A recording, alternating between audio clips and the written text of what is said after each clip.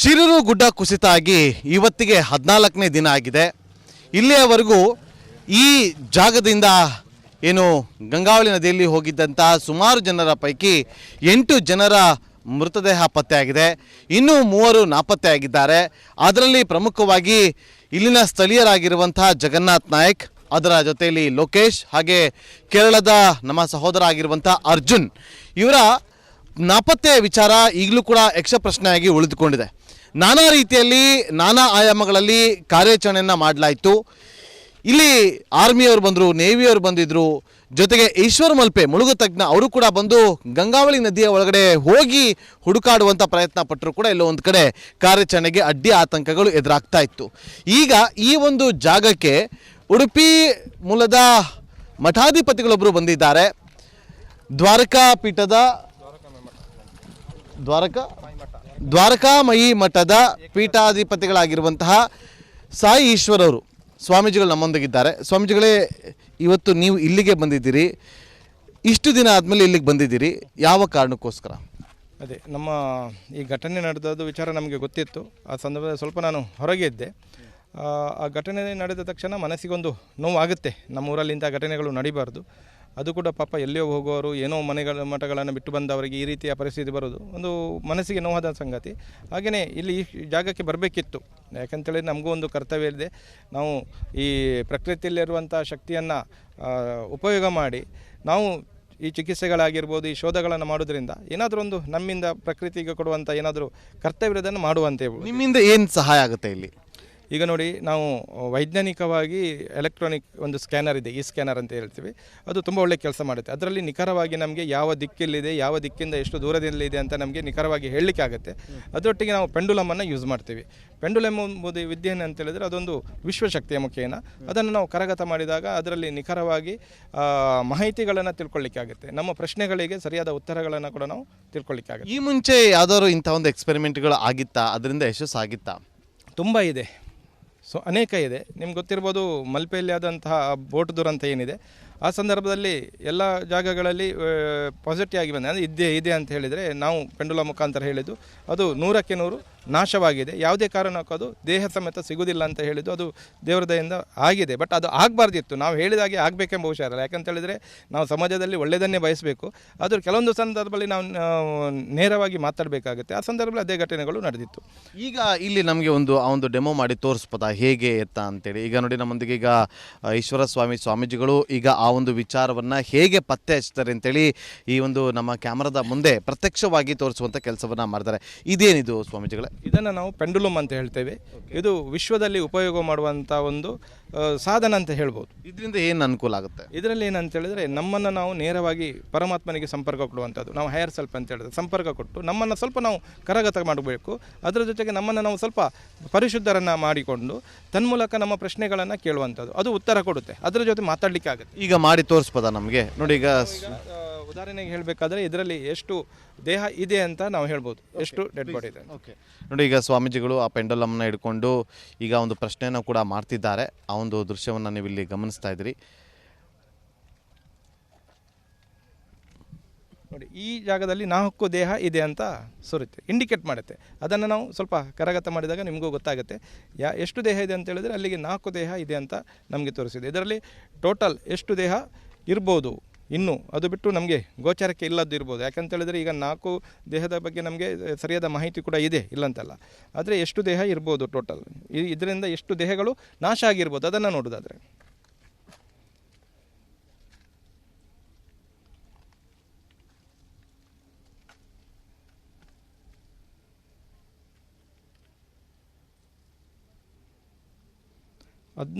ರಿಂದ 17 ದೇಹ ಇದರಲ್ಲಿ ಘಟನೆಯಲ್ಲಿ ಇದೆ.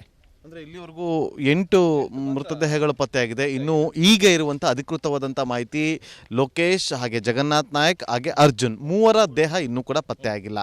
ಅವ್ರು ನಾಪತ್ತಾಗಿದೆ. ನೀವು ನೋಡಿದ್ರೆ 16 ಅಂತ ಹೇಳ್ತಾ ಇದ್ದೀರಿ. 8 ಜನರ ಪೈಕಿ ಇನ್ನೂ 8 ಇರ್ಬೋದು, 8 ರಿಂದ 9 ಇರ್ಬೋದು, 8 ರಿಂದ 9 ಇರ್ಬೋದು ಘಟನೆಯಲ್ಲಿ ಹಾನಿಯಾದಂಥ. ಓಕೆ, ಇನ್ನೊಂದು ಸಾಧನವನ್ನು ಕೂಡ ನೀವು ಬಳಸಿ ಅದನ್ನು ಕೂಡ, ಇದರ ಹೆಸರೇನು?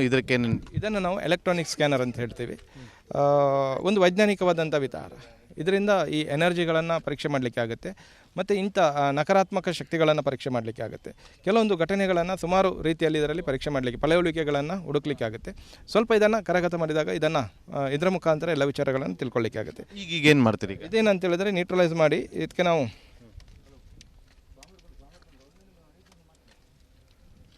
ಇಲ್ಲಿ ನಡೆದಂಥ ಘಟನೆ ಯಾವುದಂಥೇಳಿ ನಾವು ಇದರಲ್ಲಿ ಕೇಳ್ತಾ ಹೋದಾಗ ಇದು ದಿಕ್ಕನ್ನು ತೋರಿಸುತ್ತೆ. ಯಾವ ದಿಕ್ಕಲ್ಲಿ ಇದು ಘಟನೆ ನಡೆದಿದೆ ಎಂಬುದಾಗಿ ಈ ದಿಕ್ಕಲ್ಲಿ ನಮಗೆ ನಡೆದಂಥ ಘಟನೆಯನ್ನು ತೋರಿಸುತ್ತೆ. ಮತ್ತು ಯಾವ ದಿಕ್ಕಲ್ಲಿ ಒಂದು ದೇಹ ಇರ್ಬೋದು, ಈಗ ನಮಗೆ ಈ ನೀರಲ್ಲಿ ಯಾವ ದಿಕ್ಕಲ್ಲಿ ಒಂದು ದೇಹ ಇರ್ಬೋದು ಅಂತ ನೋಡಿದಾಗ ಅದು ಕೂಡ ನಮಗೆ ಇಲ್ಲಿ ಗೈಡ್ ಮಾಡುತ್ತೆ.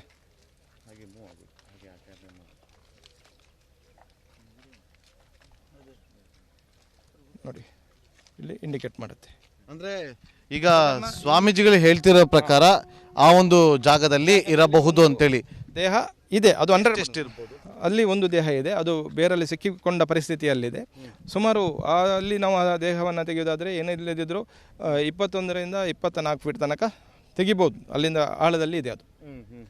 ಇದನ್ನು ಬಿಟ್ಟು ಬೇರೆ ಈಗ ಟ್ರಕ್ ಬಗ್ಗೆ ಸಾಕಷ್ಟು ಚರ್ಚೆಗಳಾಗ್ತಾ ಇದೆ.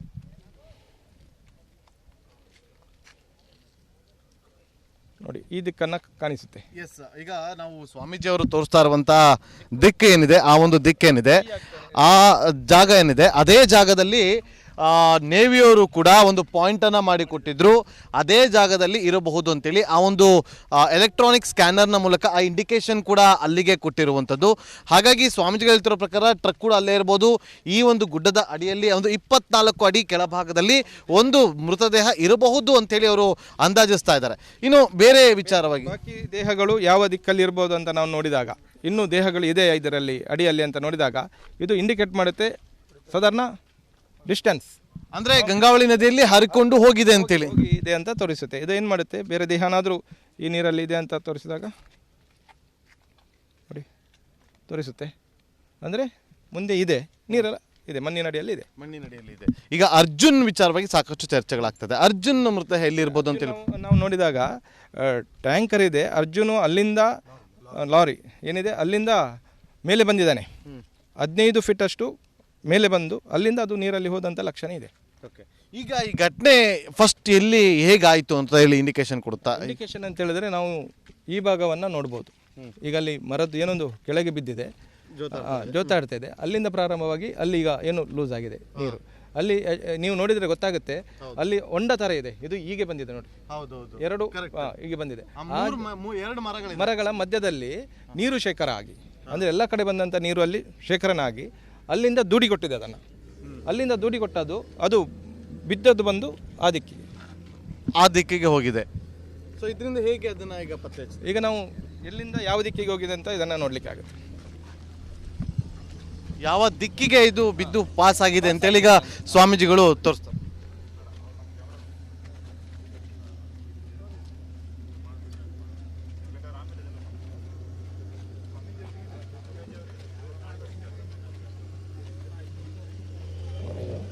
ಈ ದಿಕ್ಕನ್ನು ಕಾಣಿಸುತ್ತೆ. ಅಲ್ಲಿಂದ ಬಡ್ದದ್ದು ಈ ದಿಕ್ಕಾಗಿ ಬಂದು ಮುಂದೆ ಪಾಸ್ ಆಗಿದೆ ಅಂತ. ಈಗ ಈ ಒಂದು ಮಾಹಿತಿಯನ್ನು ಆಧರಿಸಿ ಹುಡುಕಾಟವನ್ನು ಶುರು ಮಾಡಿದ್ದೆ ಆದರೆ ಇದು ಎಷ್ಟು ಅನುಕೂಲ ಆಗುತ್ತೆ, ಎಷ್ಟು ಇದನ್ನು ನಾವು ನಂಬೋದು? ಈಗಾಗಲೇ ನಾನು ಸ್ಥಳೀಯರಿಗೆ ಹೇಳಿದ್ದೇನೆ, ಅಂಥ ಕಾರ್ಯಾಚರಣೆ ಮಾಡುವಾಗ ಖಂಡಿತವಾಗಿ ನಾನು ಬಂದು ನಿಲ್ತೇನೆ ಅಂತ ಹೇಳಿದ್ದೇನೆ. ಯಾಕೆಂತೇಳಿದರೆ ನಾವು ಕಲಿತಂಥ ವಿದ್ಯೆ ಮೇಲೆ ನಮಗೆ ನಂಬಿಕೆ ಇದೆ.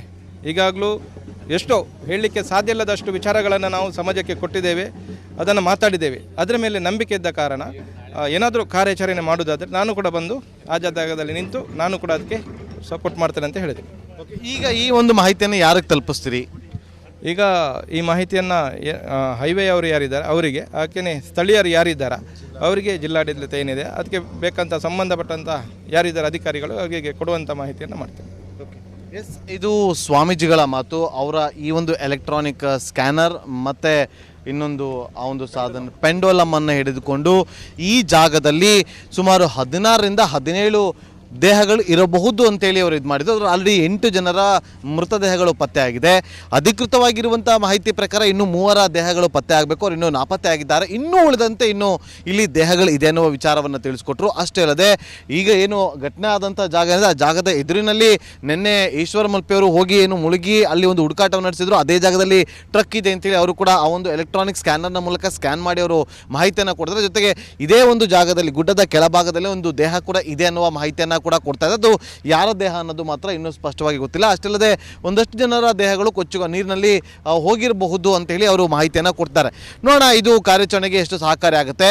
ಕಾರ್ಯಾಚರಣೆ ಮಾಡುವಂಥ ಸಂದರ್ಭದಲ್ಲಿ ನಾನು ಕೂಡ ಸ್ವತಃ ಬಂದು ನಿಲ್ತೀನಿ ಅಂತೇಳಿ ಬಹಳ ಆತ್ಮವಿಶ್ವಾಸದಿಂದಲೇ ಸ್ವಾಮೀಜಿಗಳು ಈ ಮಾತನ್ನು ತಿಳಿಸಿದ್ದಾರೆ. ಕ್ಯಾಮ್ರಾ ಪರ್ಸನ್ ರಾಕೇಶ್ ಗುಳೇದ್ ಜೊತೆ ನಾಗೇಂದ್ರ ಬಾಬು, ರಿಪಬ್ಲಿಕ್ ಕನ್ನಡ, ಉತ್ತರ ಕನ್ನಡ ಜಿಲ್ಲೆ.